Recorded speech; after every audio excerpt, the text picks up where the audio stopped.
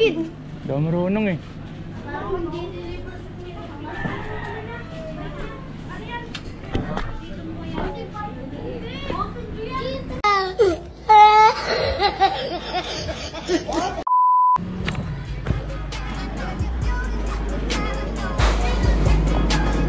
Pera tas repeat, pera ko nag-multiply. Kotse ko ay makintab, forma ko ay laging fly. Yung sapatos ko malinis, yung damit ko di kupas. Dami nang naging problema pero lahat nalutas. Yung marunong magdala, swabing-swabe yung bitaw. Di umalis sa aking linya kaya dito naligaw. Malinis ako palagi, walang drogang dadalhin.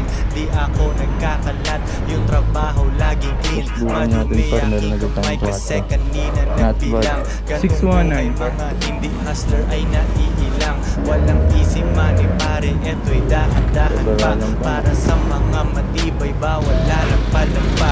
Pag-uulog sa bahay, pagkain nakahanda. Niluto ng aking bitch, tapos siya'y nagpaganda. Kasi 299 lang. buong araw akong hustling. Kung dito kung sa pera yan ay hindi para sa akin. Thank you. Yan po itan.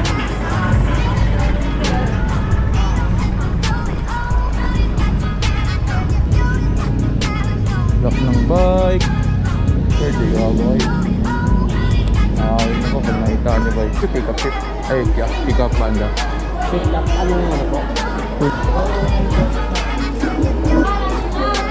Para tuloy-tuloy tayo, par. Konti lang matutunan kaibigan ko pero maraming kakilala.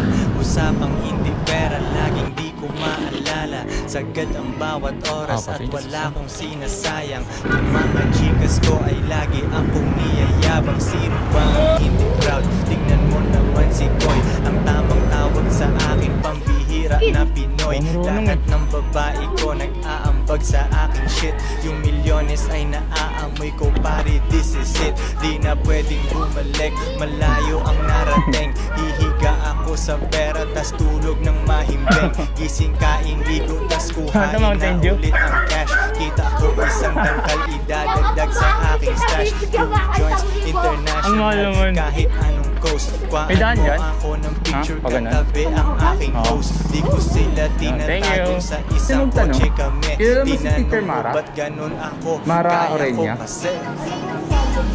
ESP ko. Tawag po. Wala akong narinig. Sa binigay ng ano? Oo, baka ibang number na. Ay, ba, siguro.